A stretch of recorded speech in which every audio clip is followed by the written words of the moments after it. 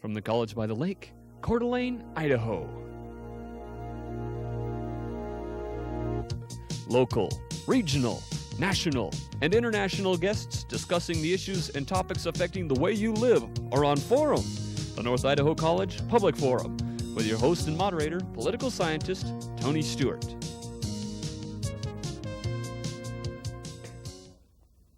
We welcome you to our continued series entitled Journey Through Time, Conversation with the World's Great Women and Men. This week and next week we have the pleasure of going to the home of the third President of the United States, Thomas Jefferson, at Monticello for these conversations. President Jefferson, I know you prefer to be called Citizen Jefferson. We are delighted that you have invited us to your home in Virginia for these 2 weeks and this conversation.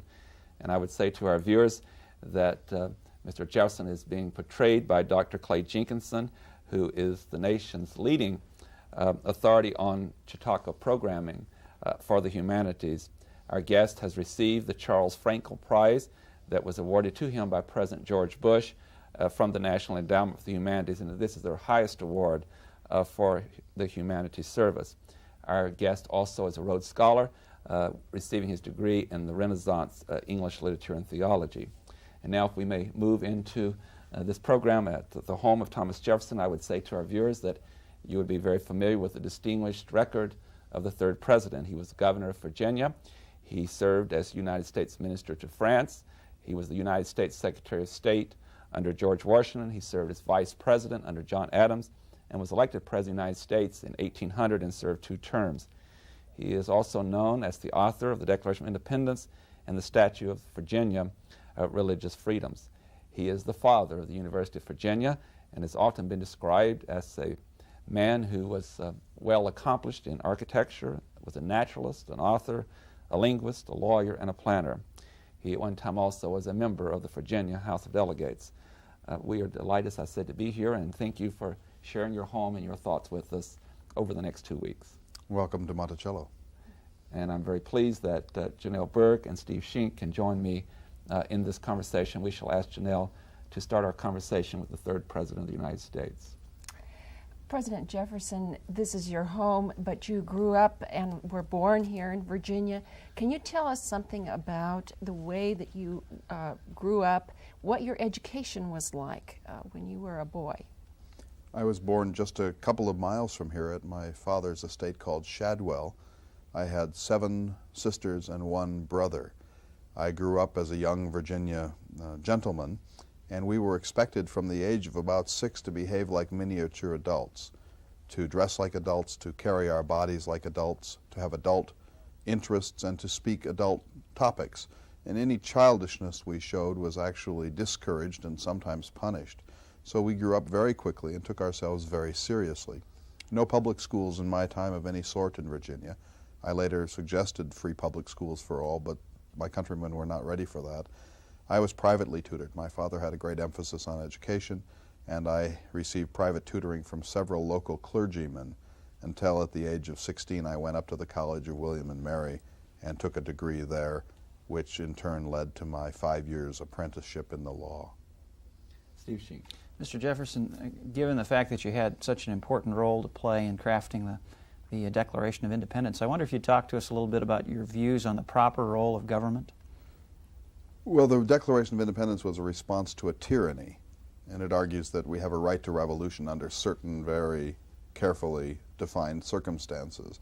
But once we had broken with Britain, we now had to develop consensual governments, that is, governments by constitution that would be ratified by the people at large. My own view is that that government is best which governs least, that we want in America to allow citizens to govern themselves to the greatest possible extent and have little or no formal government. In theory, I suppose I would even call myself an anarchist, but I know that some government is perhaps inevitable. The question is how much, and how can we keep it from aggrandizing itself and sinking roots and intruding upon the rights of citizens. I think I summarized my view best in my first inaugural address. I said, what we require is a wise and frugal government that shall restrain men from injuring each other, but leave them otherwise free in their own pursuits of industry and improvement, and not take from the mouth of labor the bread it has earned. That is the sum of good government. President Jefferson, you've had a long disagreement with a number of leaders in our system, such as Alexander Hamilton and John Marshall, who became Chief Justice of the United States Supreme Court, or I should say, as the eloquent spokesman for the Anti-Federalists, you do not believe that the Federalists have the wise path. Why do you think that their policies are dangerous as you perceive the role of government? I'm not entirely an anti-federalist. I wouldn't really subscribe to either party, and when I was asked if I was a federalist or an anti-federalist, I said, if I can only go to heaven at the head of a party, I would rather not go at all. But to the extent that one must eventually side with one group or another, I would have called myself a Republican. That is, I believe that the anti-federalists were too suspicious of a national government. The Federalists were all too willing to create energetic government that would subordinate states and people to its own agenda. My trouble with Alexander Hamilton's policies were that they were so unimaginative. What he wanted to do here in this unique opportunity for us to establish a free society was simply to ape the habits of the old world. In other words, to install an old world hierarchy and institutional base on this free continent. I would have considered that a squandering of our revolution. I thought we ought to try something that the old world had never truly been able to apply and possibly not even to imagine. John Marshall is another case. John Marshall was the great Chief Justice appointed by my friend from Massachusetts, John Adams. But Marshall's problem was that he broke the social contract. The people in Philadelphia in 1787 produced a constitution that did not contemplate judicial review. Marshall imposed the anti-democratic institution of judicial review on the Constitution in the celebrated case Marbury versus Madison of 1803. So he really violated the spirit that the people must consent to their basic forms. There's been some misconceptions when you became president of how you dealt with the appointments in the last hours of the Adams administration. It is correct that you did not withdraw any appointments that had been delivered. Would you explain what you did and how that led to Marbury versus Madison? I stood reluctantly for the presidency in 1800. The people spoke. They put me into power. They were tired of Federalist rule. In the last weeks of his discredited administration, Adams, knowing the result of the election, nevertheless tried to prevent what I called the Second American Revolution by packing the courts and all judicial offices with known Federalists and known enemies to me. Nevertheless, I had no legal choice but to accept his appointments unless he hadn't actually delivered the physical commission into the hands of the intended office holder. In that case, I felt that I was well within my legal and my moral rights simply to discard those midnight appointments.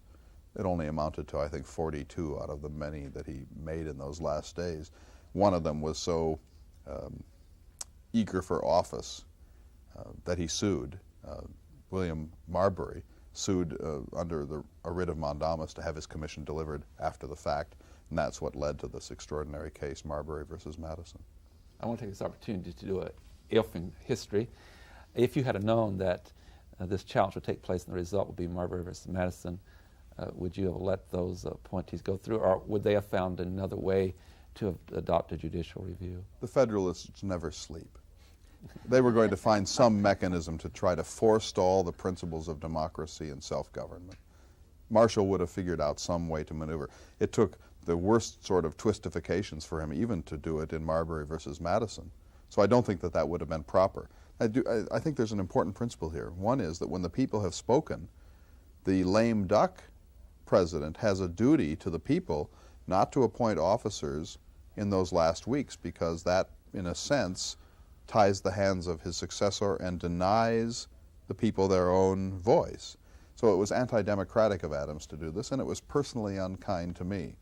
But had I known that if I had only given Marbury his little commission, that we could have prevented judicial review from becoming law in the United States, of course I would have done it. He wasn't worth a moment's notice.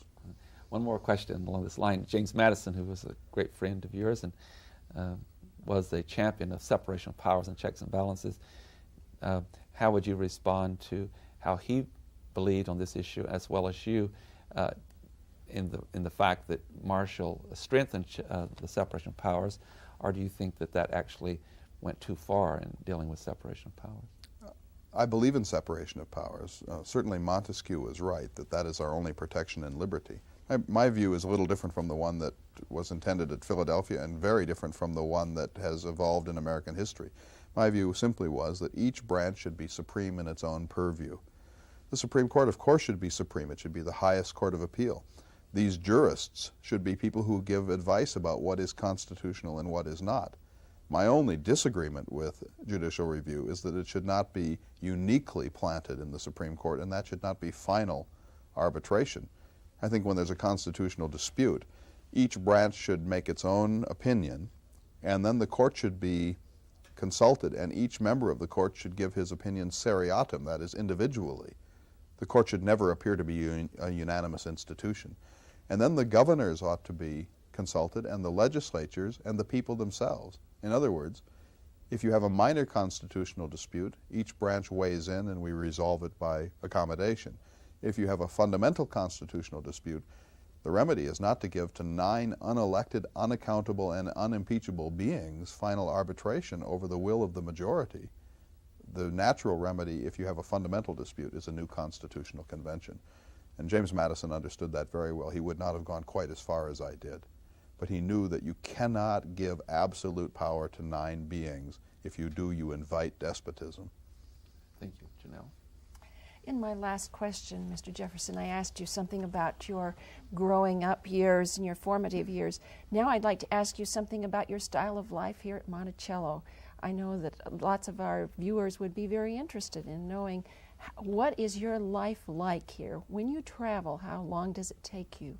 And what kind of social affairs do you have here at the house? Well, you are 3 guests at Monticello. The record is 50 overnight guests. When I retired from the presidency, I was deluged with visitors, friends, extended family, well-wishers, prospective law students, foreign scientists, and dignitaries. I was in some sense, and I don't mean any self-regard by this, but I was by now a world historical figure, and so I was literally eaten out of house and home during the last 17 years of my life. My daughter Martha once said finding 50 beds for overnight guests is virtually impossible. My remedy was never to turn anyone away. That wouldn't be gentlemanly. My remedy was to build myself a second home 75 miles from here to which I could escape. And I often went there just to have some solitude. My style of life was very simple. I considered it to be sober Virginia hospitality. Guests were on their own from 9 in the morning until 4 p.m. I went to my study and worked during those hours, and then we gathered for the main meal of the day and lingered over it. And once the tablecloth had been removed, wine was poured in modest quantities. No spirits were ever served at Monticello. No cards were available for any form of gambling. And then we would gather for tea at dusk, and I would retire thereafter to my room. I read approximately 5 hours a day on average every day of my life, 10 hours when I had the time, somewhat less when I was in political office. I took wine every day, I took exercise every day, and I wrote letters virtually every day of my life. I averaged 3 a day through 83 years. When you were traveling, how fast could you go? How long does it take you to go over to Williamsburg, to the capital there? Williamsburg was more than 100 miles from Monticello. It's about a 5-day journey with some leisure. It can be done in 2 days if you really need to get there, but no gentleman would travel at that rate. We called it a 3-mile-per-hour world. In fact, when the balloon was developed, the hot air balloon, pioneered during my time in Paris and in Philadelphia, I wrote to my daughter Martha saying, if we can only figure out how to steer this thing, imagine the possibilities. I could get home in 5 hours rather than 5 days. It took a week for a letter to get from Monticello to Washington, D.C., 6 or 7 weeks for a letter to cross the Atlantic Ocean. And we often went literally for months, even years, without contact from our nearest and dearest friends and relatives. I agonized over this because health in my time was so precarious. 4 of my 6 children died in infancy. My wife Martha was beset with illnesses related to her pregnancies and would go sometimes 6 weeks without hearing whether she was even alive. And so you can't imagine the agony of being in that little communication over such distances. Steve Sheen. Mr. President, I enjoy Janelle's line of questioning, and I want to continue it a little bit if I can, especially since our audience is maybe not as familiar as they ought to be with your time. So I wonder if you could extend your description of the country as you knew it during your presidency. Tell us a little bit about the boundaries, maybe touch on the Lewis and Clark expedition and your views on agriculture, commerce, and just generally give us a sketch of America at the turn of the century. I was one of the fathers of the idea of a census bureau, and so I'd be very happy to. When I was president, there were about 6 million of us, and we were huddled on the eastern seaboard. Only a couple of 100,000 people had penetrated through the Allegheny Mountains into the interior, most of them in Kentucky and in Ohio. About a fifth of us were Negro slaves in this time, an unspeakable practice, and a terrible proportion of our whole population enslaved and black. Most Americans were farmers. 96 or 7% were farmers in my time. There were a handful of merchants and government employees. When I became president, there were 5 cabinet members in my cabinet, and there were 127 federal employees in the city of Washington, a village of 4,000 people. The roads were deplorable in my time. There were few public buildings. Most people did not live in houses like Monticello. They lived in what amounted to shacks or log cabins.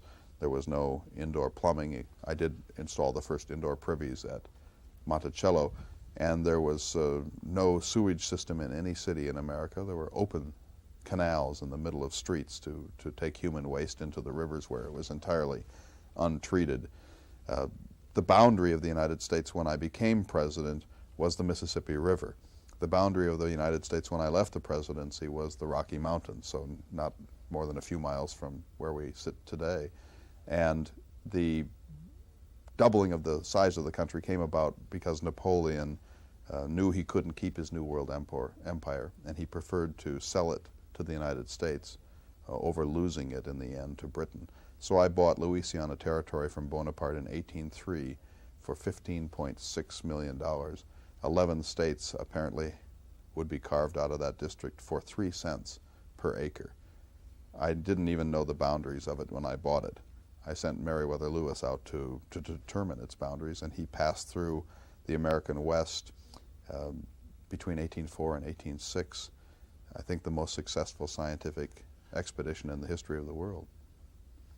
Thank you. Mr. Jefferson, one of the things that you've been most proud of in your life, and many viewers will be surprised, was not being President of the United States, the founding of the University of Virginia, and certainly the statue of Virginia for religious freedom along with the Declaration of Independence. Would you share with our viewers your deep belief in relation to the statue of Virginia for religious freedom and the church-state issue? Well, no one would want to be remembered for having been president. That's splendid misery. When I left the presidency in 1809, voluntarily after 2 terms, I wrote to my old friend DuPont on the eve of my departure, and I said, "Never has a prisoner released from his chains felt more relief than I do upon this occasion. I have no more desire to govern men than to ride my horse through a storm." I can't imagine why anyone would seek power, because power is so enervating and so full of aggressions and hostilities and misunderstandings, and frankly, it intoxicates even good men. So I wouldn't have wanted to be remembered for that, but the achievement that I most should be credited with, I think, is the Virginia Statute for Religious Liberty, which essentially says, you as a human being, when you enter societal relations, do not give to the state the right to your conscience. You keep your own freedom of thought in every possible regard all of your life, and no state can take it from you, and you can't grant it even if you wish to. Your mind is utterly free, and you are free in a free society to be a Methodist or a Hindu or a Jew or a Gentile or an atheist or a Presbyterian, and there should be no civil reward and no civil penalty for that private view. That's essentially the wall of separation between church and state, as I later articulated it, which I think is the very basis of a free culture. And as the First Amendment to the Constitution is written, that Congress shall make no law, you're indicating that absolutely you would have a strict separation. Certainly at the national level, absolute separation of church and state. At the state and local level, there's more room for flexibility. I was a Virginian.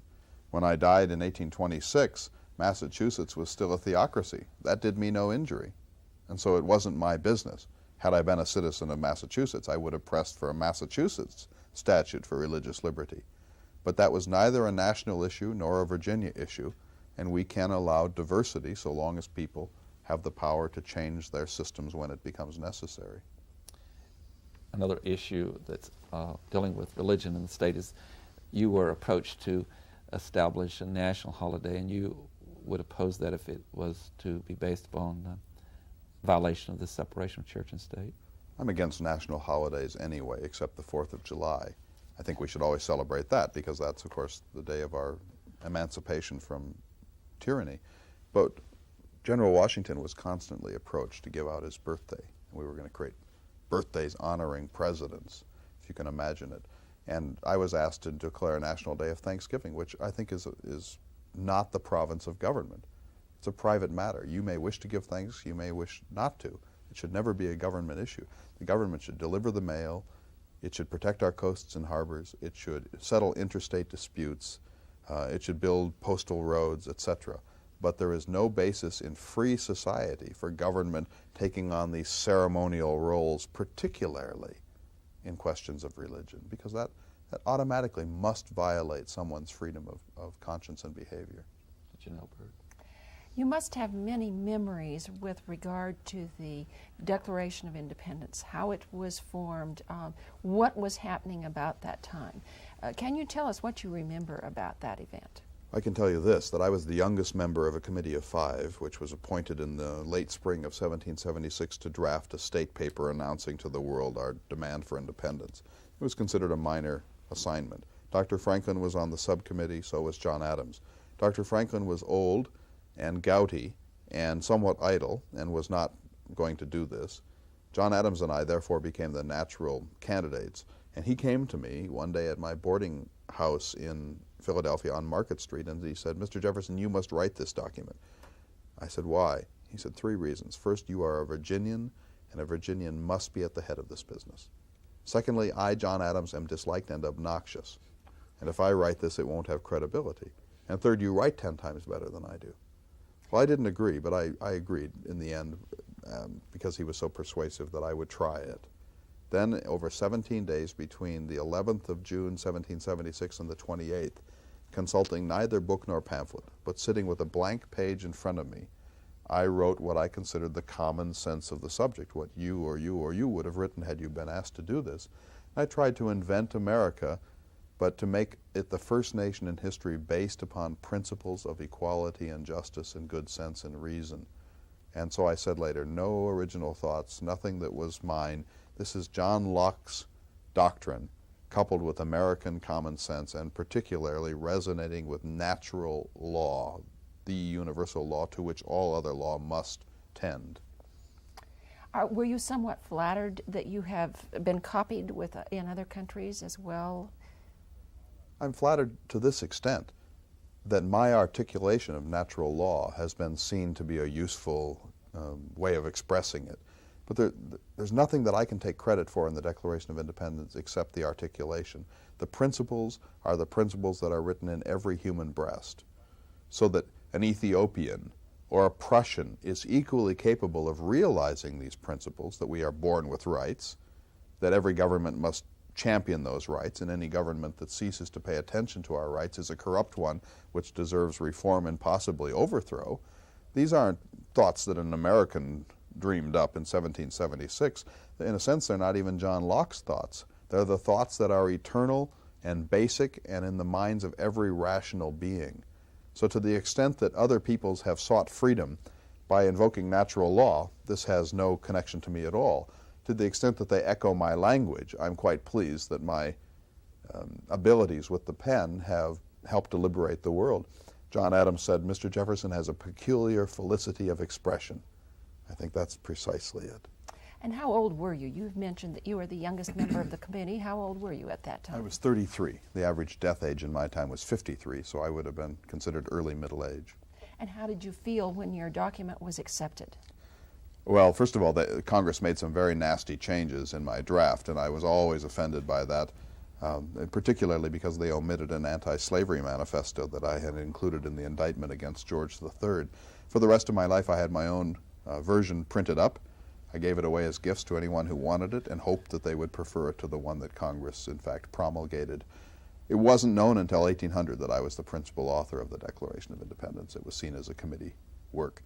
It was known finally during the election contest of 1800. And when I came at the end of my life to list the things for which I would like to be remembered, I of course returned to the Declaration for this reason. Already it was a document that was liberating the world. And I think that the purpose of a statesman is to do one of two things, to make life more just for more people, or to make two blades of grass grow where one did previously. I tried to do both in my life, but this one, of course, was the former.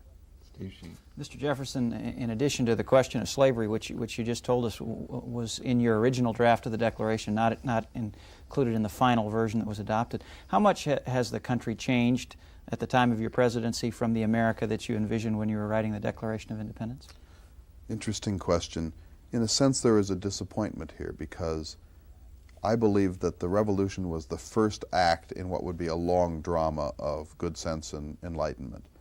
And what happened instead was that after the idealistic flesh of the first phase of the revolution, there was a conservative response, a reaction.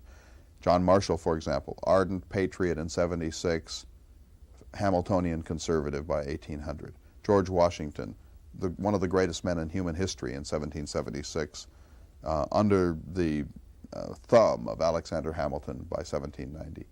So there was a reaction, and I think an unfortunate one, particularly to Shays' rebellion and the breakdown of our economy and the failure of the Articles of Confederation.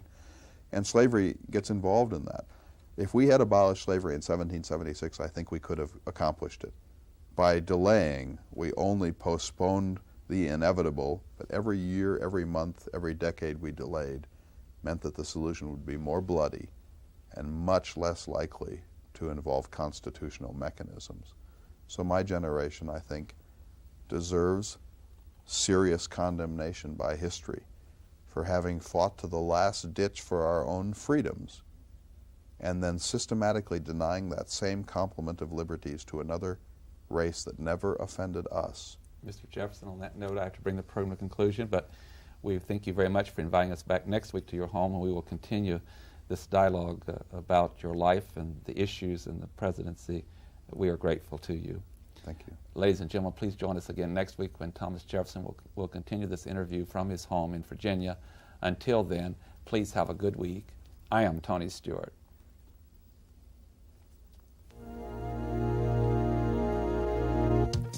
The North Idaho College Public Forum was videotaped live from the studios of Instructional Technology on the campus of North Idaho College for viewing at this more appropriate time. We invite you to join us again next week for another all-new edition of the North Idaho College Public Forum on this public television station.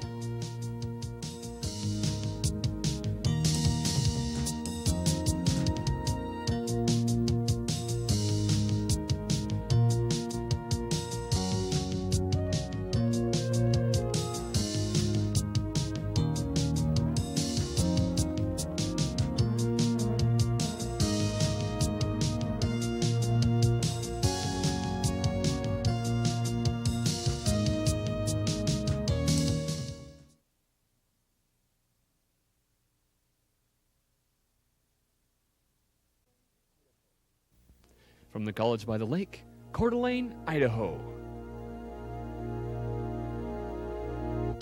Local, regional, national, and international guests discussing the issues and topics affecting the way you live are on Forum, the North Idaho College Public Forum, with your host and moderator, political scientist Tony Stewart. We're very pleased to be back in the home at Monticello of the third President of the United States, Thomas Jefferson. For you viewers who were not with us last week, we had a wonderful conversation with the third president, and we're going to continue that on this ongoing series that we've entitled Journey Through Time. Portraying the third president is Dr. Clay Jenkinson. He has received the nation's leading awards in this field, and he's also known as the nation's leading Chautauqua expert on the humanities, and he is a Rhodes Scholar, receiving his degree in English literature and theology. Mr. Jefferson, we're pleased to be back at your home at Monticello, and we had a delightful week last time with you, and I'm happy to have Janelle Burke and Steve Shink to join us again. And for our viewers who are not with us, your credentials are many in your public service to this country, and as well as that, you also did a lot of other innovative things that was in the private sector. You were the governor of Virginia, United States Minister to France, the United States Secretary of State under George Washington, Vice President of the United States under John Adams, and you were elected president in 1800 and served 2 terms. Also, you are so well known, of course, as the author of the Declaration of Independence and the Statute of Virginia for Religious Freedom. You are the father of the University of Virginia, an architect, a naturalist, an author, a linguist, a lawyer, and a planner. And thank you for being gracious to let us come back to your home to continue the interview. Thanks for that litany of achievements, some of them dubious, may I say. I wrote that the greatest service that a man can do for his country is to introduce a new plant species into its midst. Yes, I know in this show we're going to get into some of your love for the land and as a farmer. At this time, Janelle Burke will commence our questioning.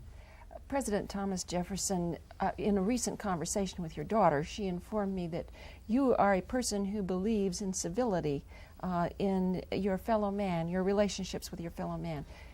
How do you perceive your particular personality, and what is your viewpoint with regard to your relationship with others? These are slightly different things. My own personality is meek. I'm a rationalist, but I avoid controversy at all costs. My motto was, take things always by their smooth handle. And when I entered the presidency, I made one of the few naive statements in my life. I said, I will have considered my administration to have been successful if when I leave this office no man can call me his enemy.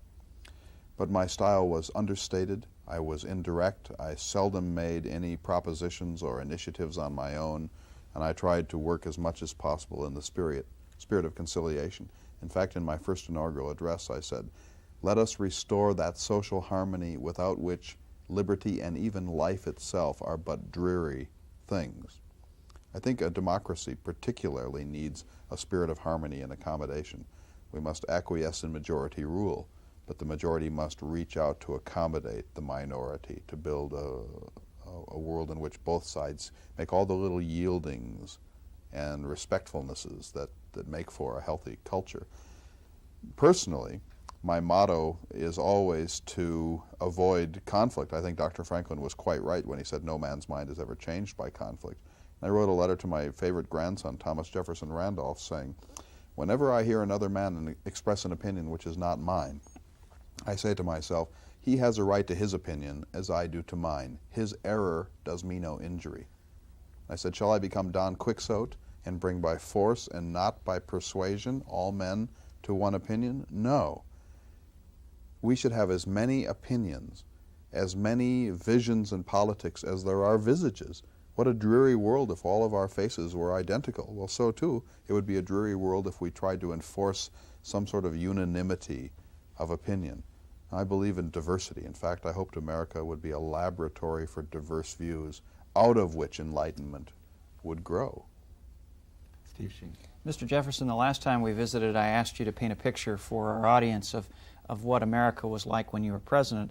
I wonder if you'd expand that canvas a little bit now and tell us a little about what the rest of the world was like, or at least our counterparts in Europe, what our relationships were like, and what your service was like as an ambassador to France. I spent 5 years in Paris as the American minister to the court of Louis XVI, and I must say it was shocking. Some of the first letters I wrote said, here I am, a savage from the woods of America, in this glittering scene of Europe. The first thing my daughter Martha and I discovered when we entered France was that in France every man is either the hammer or the anvil. And so in a sense what I discovered there was what was at stake in this revolution. We had the world's greatest advantage as a nation because we were a tiny, highly educated, advanced European people on the tip of an immense continent of resources, especially farms. But in Europe, where all the lands had been parceled out for millennia, there was a grinding of the poor. There was a vicious set of class hierarchies, a frivolous, mindless aristocracy at the top, exacting the wealth of the nation from the laborers. And then there were kings who were so inbred and so imbecilic in character that they couldn't be elected vestrymen of the merest parish church in Virginia, and yet they were the leaders of great nations of Europe.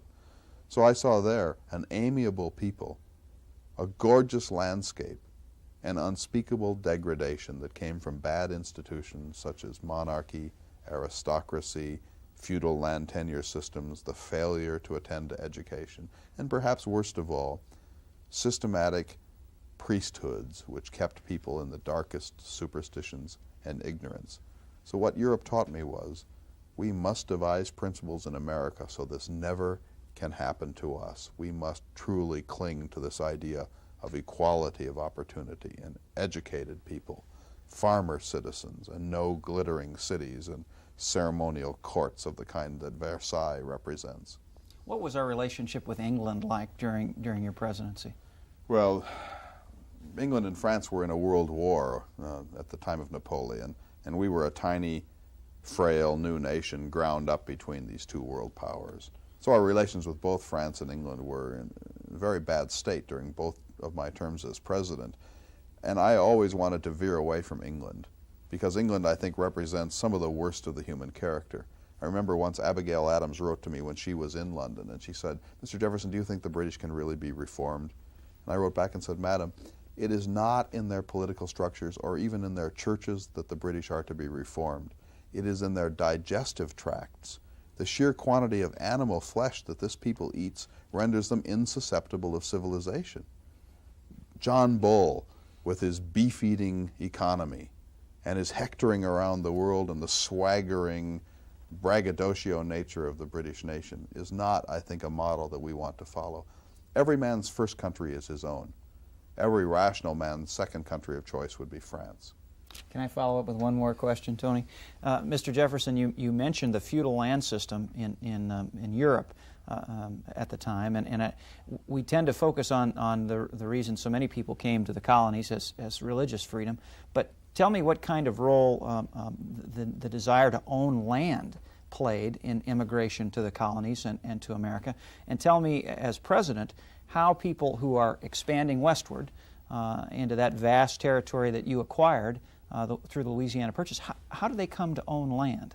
Interesting question and a difficult one. I'll try to be brief. Most Europeans came here for opportunity. Religion played a factor, particularly in New England, but I think it's overstated. Opportunity and land were particularly the lure, and especially so in Virginia. We bought the Western Domain from Indian tribes on a piecemeal basis, and then it became available for settlement. There are two types of settlement: squatters, who simply go out and take up land, and then land speculators like Robert Morris and George Washington, who buy millions of acres to make a profit. I always in my life sided with the squatters as against the speculators, because I think we must grandfather these people in and allow them to have their Edenic plots. So the settlement was rather pell-mell in the whole course of my life. And people had worries about that it would pull the nation apart.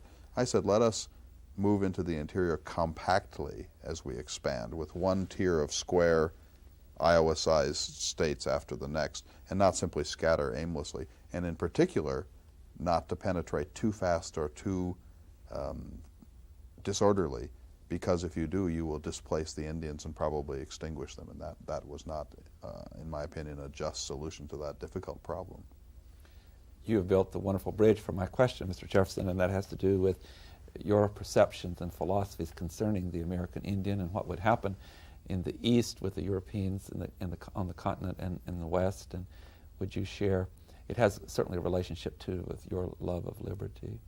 No question interests me more than this. Before you leave Monticello, I invite you to take a look in my lobby, which I called my Indian Museum, and there are peltries from the Lewis expedition there, and there are other artifacts from the Indian cultures of the West.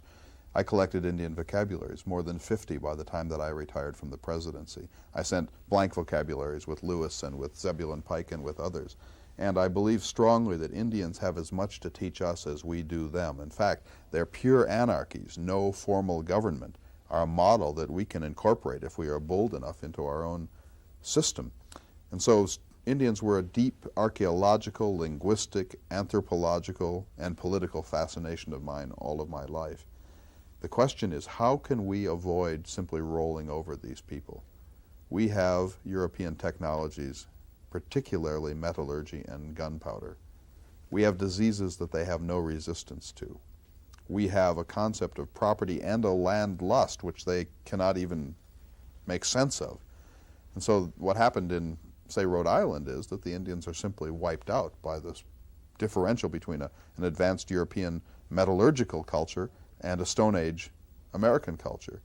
So what I hoped for in simple was temporary separation followed by eventual assimilation, so that they would progress towards our style of sedentary agriculture using the best of our technologies.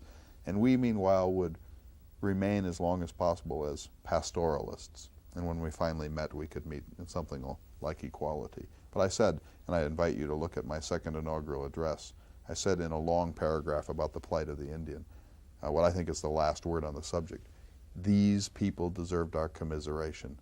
They only wanted to be left undisturbed. Thank you. Janelle Berg. Mr. Jefferson, you've accomplished so very much in your lifetime, and you have many talents. How do you keep your life organized? How do you manage to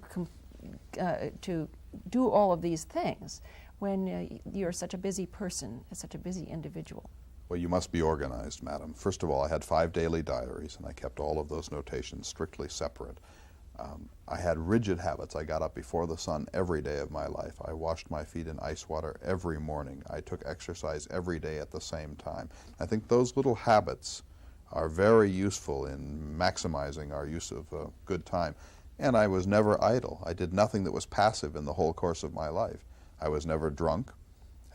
I was rarely sick because I maintained a healthy personal regimen. And so I was able to use what little available energy there is in a human life to good purposes, I hope. Those are among the reasons for my productivity, and I wrote stern letters to my daughters saying things like, determine never to be idle. He who never wastes a single moment will never complain of a want of time. It is amazing how much we may do if we will always be doing something. So it comes from good health, industrious habits, and organization. I think if you do that, you'll find you can do almost anything. I do want to talk some about your many talents. You were a musician, I understand. I played the cello, the violin, and to a certain extent the harpsichord. I practiced violin about 3 hours a day until I was in my 30s. When I was in my 40s, unfortunately, I had an unfortunate accident in Paris when I broke my wrist and really never could play again. But you had some other talents as well. Some people would call you an inventor. You had some rather clever, you have here at Monticello some rather clever kinds of devices to assist in your living. Most of my inventions are really just gimcracks, little conveniences that I devised for my own pleasure. My wine dumbwaiter, for example, that brings bottles of wine up from the cellarage through the fireplace mantle. This is hardly an invention that has ameliorated the condition of man. Food elevators, lazy Susan tables, all these things are mere gimcracks. Let me give you one device which I think is of some importance. The polygraph. The polygraph is a copying machine with 2 sheets of paper, 2 pens, connected by a series of pulleys and levers, so that by writing with one pen, you can automatically make a fair copy with the second pen. This was an extraordinarily useful device. I didn't actually invent it. I merely adjusted and perfected it. But once I had devised a useful polygraph, I kept a copy of everything that I wrote, and I even made a laptop version for my travels and gave versions of this away as Christmas gifts to my friend James Madison and to others. So that is a good device because it, in a sense, doubles the amount of time that we have if we keep copies of our letters. I had music stands, etc. I had trick doors between the parlor and the lobby of Monticello, so that as you can go see it, you can open one door and the other one opens as if automatically. There's what amounts to a bicycle chain on a figure-8 pattern beneath the floorboards. So you can see that these are not patentable items. Steve Sheik. Mr. Jefferson, at the beginning of our conversation, you mentioned that introducing a new plant species is one of the most notable things someone can do in his or her life. Tell us a little bit about your view of the importance of agriculture and the virtues of the agrarian lifestyle. Those who labor in the earth are the chosen people of God, if ever God had a chosen people. For one thing, those who labor in the earth are self-sufficient. They truly do maintain their entire subsistence economy on the republic of the farm. But they also make the nation's wealth by cooperating with the earth's enormous fecundity to make 100 seeds grow where one was planted. And that, I think, is the basis of any nation's wealth. I think also that in the history of the world, the class of farmers has never been vicious, never self-interested, never unpatriotic. It's always the best class of people connected with the land and living at least in garden life, and if not in agricultural life itself.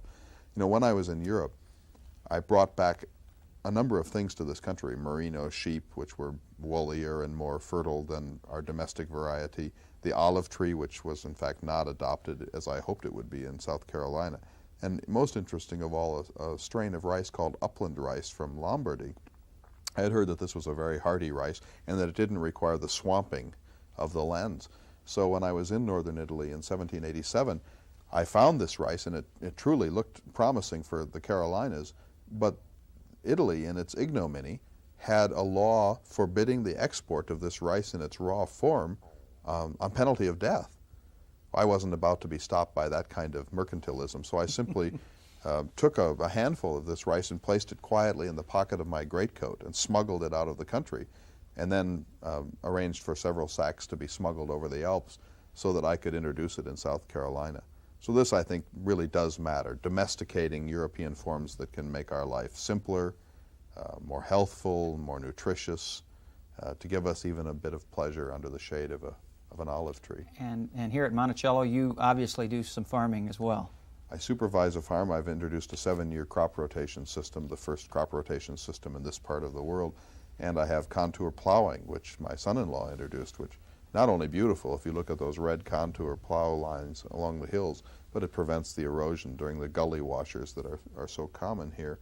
And I've also tried to wean my fields from tobacco.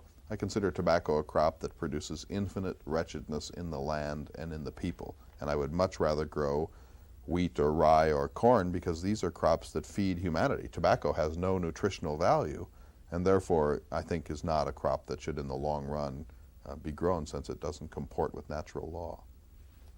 Mr. Jefferson, we're nearing the latter part of our interview with you today, and we have a number of short questions with trying to cover as much and take advantage of your great wisdom. I said once that the problem with American lawyers is that they always use 2 words where one would serve, so I will try to live by my own principle. Well, you do a wonderful job of addressing questions. Education is something that was dear to you, and please share with the other guests I brought today what a really an educated person is and what it should include. I know you have a love of the languages, for example. I do believe that every American should know at least one second language, and that probably should be Spanish because of the Spanish influence in the West.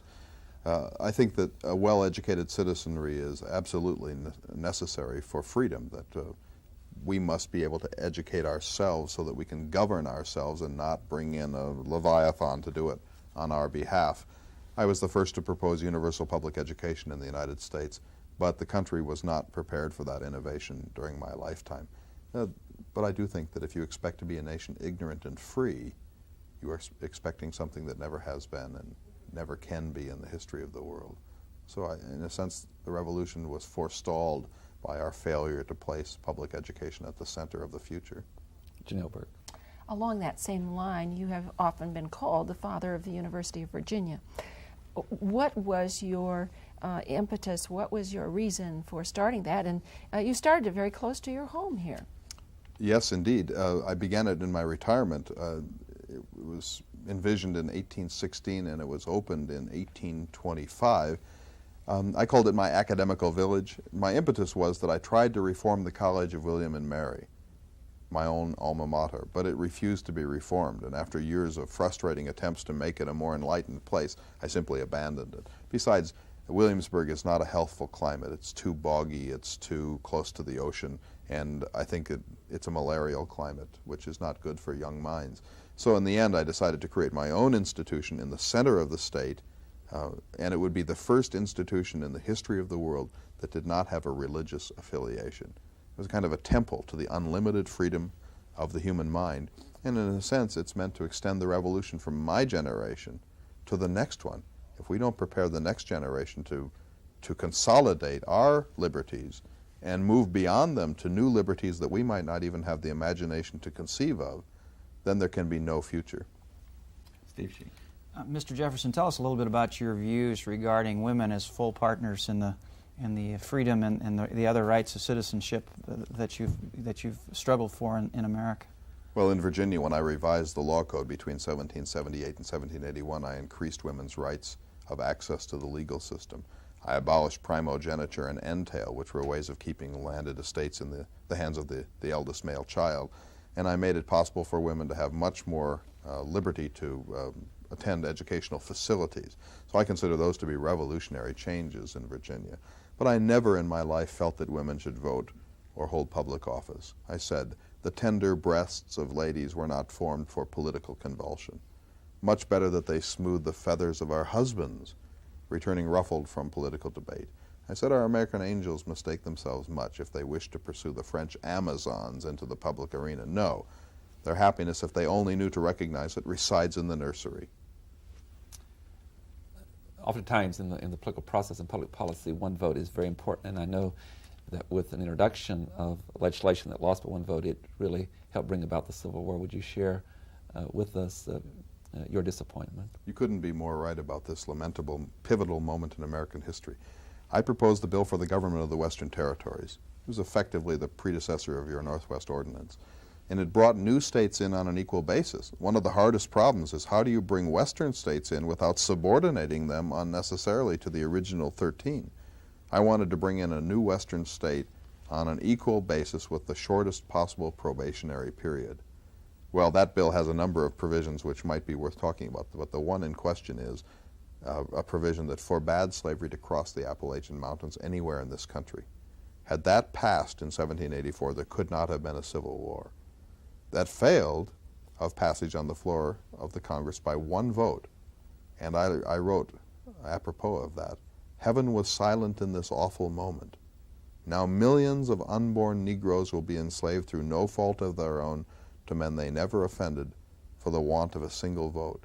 And the man who could have prevented the Civil War was literally too ill to be brought even on a litter into the Congress to cast his ballot on that occasion.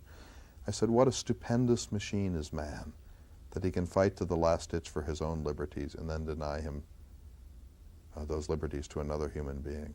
It's the paradox of America. Genilberg.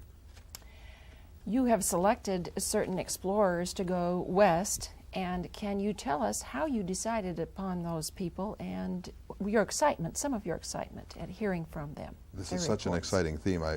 I may break my promise to be brief. Meriwether Lewis was my neighbor in Albemarle County. His family's estate is just a few miles from here. And he had applied to me at the age of 18 to undertake a mission alone into the American West. I felt that he was too young at that time.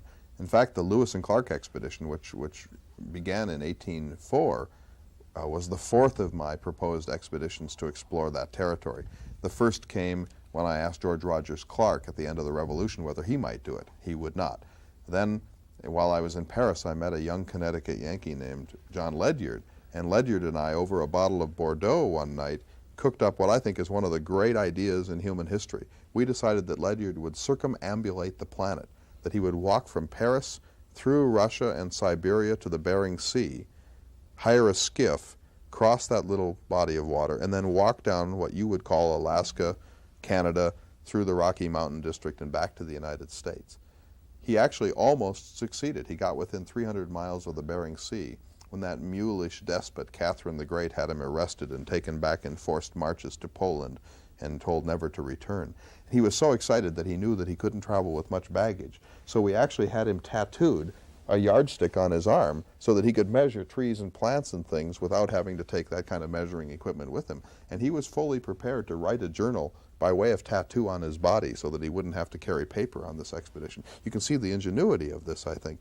Well, when Catherine forestalled that heroic feat, Ledyard regrouped and he went off to discover the source of the Nile, but unfortunately he died in Lower Egypt, and that scheme failed. Well, finally, after another one involving a French agent miscarried, I was in a position as president finally to do this. Mr. Lewis is a superb young man, And he performed admirably in his exploration of the West, chiefly in his relations with the Indians. And no group of all of the 50 tribes that he met did Mr. Lewis enjoy more and have more respect for than the Nez Perce peoples of Idaho. Steve Sheen. We have very little time left, but I wonder if you could give me one or two word descriptions of some of of your compatriots. John Marshall, for instance. That gloomy malignity. James Madison. The greatest president in American history. Alexander Hamilton. A man from the moment history can be said to have stooped to recognize him represented a tissue of machinations against a country which not only gave him bread and board, but heaped its honors on his head. And finally, Aaron Burr. A man of no character, a barbarian who had a Napoleonic complex. Thank you.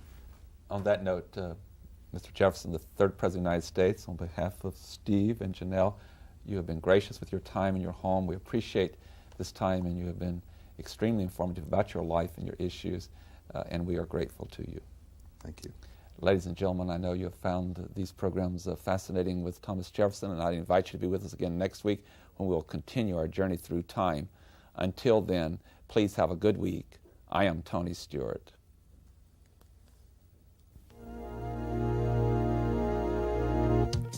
The North Idaho College Public Forum was videotaped live from the studios of Instructional Technology on the campus of North Idaho College for viewing at this more appropriate time. We invite you to join us again next week for another all-new edition of the North Idaho College Public Forum on this public television station.